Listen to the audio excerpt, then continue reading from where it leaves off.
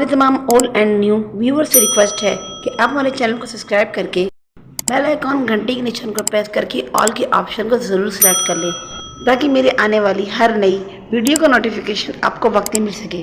Bell icon گھنٹی کے نشان کو ضرور پریس کرے گا، آل کے آپشن کو ضرور سلیکٹ کریں۔ الرحیم الحمدللہ الذی جعلنا من المتمسکین بولایتہ من المؤمنین۔ السلام علیکم یا علی علیہ السلام۔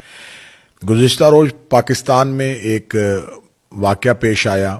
لاہور کے علاقہ اچھرا میں ایک خاتون کو مذہبی جنونیوں نے اپنی مذہبی جنونیت کا نشانہ بنانے کی کوشش کی اور ایک بہادر خاتون پولیس آفیسر نے اس عورت کی جان بچائی۔ یہ واقعہ پورے دنیا میں سوشل میڈیا پہ اور الیکٹرانک میڈیا پہ سامنے آتا رہا اور لوگ اس پہ مختلف قسم کے تبصرے اور اپنی آراء دیتے رہے۔ دیکھنے میں تو یہ محض ایک واقعہ تھا، لیکن اس واقعے کے اندر ہمارے معاشرے کے مختلف کرداروں کی نمائندگی تھی۔ تو یہ ایک معاشرے کی عکاسی تھی، ایک معاشرے پر مشتمل ایک مکمل تصویر تھی اگر ہم اس واقعے کو بغور دیکھیں۔ اگر ظاہری طور پہ اس پہ آئیں تو اس واقعے کے اندر کیا تھا؟ اس واقعے کے اندر یہ تھا کہ ایک خاتون ہے جس نے ایک ایسا لباس پہنا ہوا ہے جس پہ چند لوگوں کو کچھ اعتراض ہوا اور انہوں نے اس پہ توہین مذہب کا الزام لگا دیا۔ وہ خاتون اس مشتعل ہجوم سے بچنے کی کوشش کر رہی ہے اور مردوں کے ہجوم میں اسے کوئی بھی وہاں سے بچا نہیں پا رہا۔ اتنے میں ایک خاتون پولیس آفیسر آتی ہے اور وہ مردوں کے اس مشتعل ہجوم سے اس عورت کو نکالنے میں کامیاب ہو جاتی ہے۔ یہ اس واقعے کا ظاہری رخ ہے جس کو مختلف طریقوں سے دکھایا گیا۔ اگر ہم اس واقعے کے اندر جائیں تو جو میں نے کہا کہ اس پہ مختلف ہمارے معاشرے کے مختلف کردار ہیں جن کی عکاسی ہو رہی ہے۔ سب سے پہلا کردار اس خاتون کا ہے جس نے ایک ایسا لباس پہنا جس پہ لوگوں کو اعتراض تھا۔ یہ لباس اس عورت نے خود بنایا نہیں تھا، اس نے اس لباس کو خریدا، جس سے خریدا وہ بھی مسلمان جہاں سے بنا تھا وہ بھی ایک مسلمان ملک تھا، کویت سے وہ بنا، دبئی سے وہ بیچا گیا۔ جس نے بنایا تھا اس نے بھی معاذ اللہ نعوذ باللہ اس کو اس سوچ سے نہیں بنایا تھا۔ جس نے اس کو وہاں سے لے کے بیچنے کے لیے اپنی دکان پہ رکھا اس نے بھی یقیناً اس کو اس سوچ کے ساتھ نہیں رکھا تھا۔ جس نے اسے خریدا اس نے بھی اسے سوچ کے ساتھ نہیں خریدا تھا۔ یہ مختلف جگہوں سے گزرا لیکن کسی نے بھی اس رنگ سے نہ سوچا، لیکن بازار میں گزرتے ہوئے ایک شخص کی نظر پڑی اور اس نے اسے اس سوچ سے دیکھا اور اس نے اسی سوچ کو غالب کر دیا۔ یہ پہلی خاتون کا جو کردار تھا یہ ایک کردار نہیں تھا، یہ ہمارے معاشرے کے اندر اس مظلوم طبقے کی نمائندگی تھی جو کرتے ہیں اور انہیں نہیں پتا ہوتا کہ وہ کس لیے کر رہے ہیں، لیکن ان پر جب الزام لگ جاتا ہے توہین مذہب کا الزام لگ جاتا ہے تو ان کی سوچ میں بھی نہیں ہوتا کہ ہم کہیں مذہب کی توہین کر رہے تھے۔ یہ اس طبقے کی نمائندگی ہو رہی تھی جس طبقے میں سری لنکن مینیجر تھا، یہ اس طبقے کی نمائندگی تھی جس میں مشال خان تھا، یہ اس طبقے کی نمائندگی تھی جس میں بینک مینیجر تھا، یہ اس طبقے کی نمائندگی تھی جس میں سینکڑوں وہ لوگ ہیں جو ابھی تک میرے ملک پاکستان میں وطن عزیز میں مذہبی جنونیت کی بھیڑ چڑھ گئے اور انہوں نے آخری لمحے تک سوال معاشرے پہ یہی چھوڑا کہ ہم نے کیا کیا ہے، ہم سے ہوا کیا ہے۔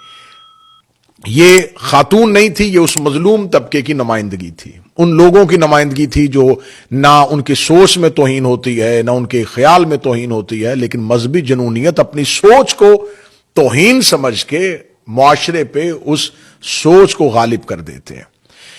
دوسری نمائندگی وہ مشتعل ہجوم جنہوں نے ان دکاندار ان راہگیروں کا وہ ہجوم جن کے کان میں آواز پڑی کہ ایک خاتون نے مذہب کی توہین کر دی ہے، بس یہ آواز کان میں پڑنی تھی، انہوں نے نہ آؤ دیکھا نہ تاؤ دیکھا اور چڑھ دوڑے، کیونکہ ہمارے ہاں مسلمانوں کو اسلام کے ساتھ اپنی وفاداری ثابت کرنے کے لیے اپنے کردار سے زیادہ ایسے چیزوں کی ضرورت ہوتی ہے، ایسے ہوچے ہتھ کنڈوں کی ضرورت ہوتی ہے جس سے معاشرے میں وہ اپنے آپ کو اسلام کا ہیرو ثابت کر سکیں، جس سے وہ معاشرے میں اپنے آپ کو یہ ثابت کر سکے۔ یہ مشتعل ہجوم اس طبقے کی نمائندگی کر رہا تھا کہ جو اپنے ذہن میں یہ سوچتے ہیں اور اسی کے بعد وہ شریعت کو، وہ قانون کو اپنے ہاتھوں پہ لیتے ہوئے اس ملک میں معصوم انسانوں کی جان کا نقصان کر دیتے ہیں۔ کتنے گھر اجاڑ دیے گئے، کتنے گھروں کے چراغ بجھا دیے گئے صرف اپنی سوچ کی وجہ سے۔ تو یہ ہجوم نہیں تھا، یہ اس طبقے کی نمائندگی تھی، ان مذہبی جنونیوں کی نمائندگی تھی جنہوں نے اسلام کا نام بدنام کیا، جنہوں نے وطن عزیز پاکستان کا نام بدنام کیا۔ مجھے سمجھ میں نہیں آتا کہ وہ علماء کرام جو اس لباس کو سامنے رکھ کے اس پہ اپنے شرعی فتوے دینے کی کوشش کر رہے تھے، اور ان میں سے ایک مولانا اس ویڈیو میں دیکھا جا سکتا ہے کہ وہ یہ کہہ رہے تھے کہ ہاں ان الفاظ کی مشابہت ہے آیات قرآنی کے ساتھ۔ تو حروف تہجی جو ہے یہ تمام کے تمام قرآن کی آیات کے اندر آتے ہیں۔ اور میں ان مولانا سے پوچھنا چاہتا ہوں کہ کیا آپ کے مذہب میں بھی شبیہ جائز ہو گئی؟ کہ آپ تو تشبیہ دینے کو جائز سمجھتے ہی نہیں تھے، آپ تو کسی چیز کی تشبیہ کو حرام سمجھتے تھے، لیکن آپ نے بھی اسے تشبیہ سمجھ لیا۔ تیسری نمائندگی اس خاتون کی ہے جس کو پوری دنیا میں سراہا گیا، اس خاتون پولیس آفیسر سیدہ شہر بانو نقوی، جس کو مختلف جگہوں پہ اس کی بہادری، اس کی خدمات کا اعتراف کیا گیا۔ اب اگر یہ خاتون عام خاتون ہوتی تو یقیناً یہ مردوں کے اس ہجوم سے اس عورت کو نہ نکال سکتی۔ اس خاتون کے پاس کیا طاقت تھی جس میں اس نے اس مردوں کے جنونیوں کے ہجوم سے اس عورت کو نکالا؟ اس کے پاس اس کی طاقت، اس کا ہتھیار، اس کے لباس، وہ یونیفارم تھا جو اس کے بدن پہ تھا۔ اس کا مطلب ہے کہ یہ نمائندگی تھی اس طاقتور طبقے کی جس نے جنونیوں میں سے ایک مظلوم طبقے کی نمائندگی کرنے والی عورت کو نکال لیا۔ تو اس کا مطلب ہے کہ ہمارے ملک میں اگر پاکستان میں ریاست اپنی رٹ کو قائم کرنا چاہے تو پھر ہجوم کی فکر نہیں ہونی چاہیے۔ اس پر ہجوم نے، ان جنونیوں میں اگر کوئی اپنی طاقت، اپنے اختیار اور ریاست کی رٹ کو لے کے جائے تو یقیناً بہت سے مظلوموں کو بچایا جا سکتا ہے، بہت سے مظلوموں کی جان بچ سکتی ہے۔ لیکن اس کہانی کا آخر جو تھا، اس کہانی کا وائنڈ اپ جو تھا، وہ بڑا خطرناک ہوا۔ وہ یہ ہوا کہ اس بہادر خاتون پولیس آفیسر نے اس عورت کو بچا تو لیا، لیکن بچانے کے بعد جب وہ اس کو تھانہ میں لے کے گئی تو اس سہمی ہوئی عورت کو چادر میں لپیٹ کے انہی مذہبی جنونیوں کے آگے اپنے اسلام کی وفادار ہونے کا لائسنس پیش کرنے کے لیے کہا گیا۔ تم بتاؤ تمہارا مسلک کیا ہے؟ وہ کانپتی ہوئی عورت کو بار بار کہا جا رہا تھا تم بتاؤ تم نے یہ کیوں کیا؟ وہ سہمی ہوئی عورت اور وہی بہادر پولیس آفیسر جو اس کو بچا کے لے کے آئی تھی، وہ انہی مذہبی جنونیوں کی نمائندگی کرنے والے مولویوں کے سامنے کھڑی تھی اور اس عورت سے کہہ رہی تھی کہ اگر تم بچنا چاہتی ہو تو تمہیں بچنے کے لیے قانون تمہیں بچا تو لایا ہے، لیکن تمہیں اب زندہ رہنے کے لیے ان سے اپنے اسلام کا سرٹیفکیٹ لینا پڑے گا، ان سے اسلام کا لائسنس لینا پڑے گا، ان کو ثابت کرنا پڑے گا کہ تمہارا مسلک کیا ہے۔ اگر وہ یہ کہہ دیتی کہ میں اہل سنت مسلمان نہیں ہوں، اگر وہ کہہ دیتی کہ میں مسلمان ہوں ہی نہیں، تو پھر اس کے پاس بچنے کا کوئی رستہ نہیں تھا۔ کیا ہمارے ملک میں ریاست اتنی کمزور ہو گئی ہے کہ ریاست اگر اپنا کام کر بھی لیتی ہے، اس مذہبی جنونیوں سے کسی مظلوم کو بچا بھی لیا جاتا ہے اور بچانے کے بعد پھر انہی مذہبی بھیڑیوں کے سامنے اس کو کھڑا کیا جاتا ہے کہ اب تم انہیں پہلے ثابت کرو کہ تم نے اسلام جو ہے مسلمان ہونے کا، اپنے مسلمان وفادار مسلمان ہونے کا سرٹیفکیٹ ان مولویوں سے تمہیں لینا پڑے گا۔ یہ منفی پہلو تھا اس تمام واقعے میں، جہاں اس خاتون پولیس آفیسر کو سراہا بھی جا رہا ہے، لیکن وہاں ریاست کے سامنے ایک سوال بھی کھڑا ہے کہ ہجوم سے تو بچا لیا گیا، لیکن اس سہمی ہوئی عورت کو دوبارہ انہی مذہبی ٹھیکیداروں کے سامنے بٹھایا گیا، انہی سے اسلام کا وفادار ہونے کا سرٹیفکیٹ لیا گیا۔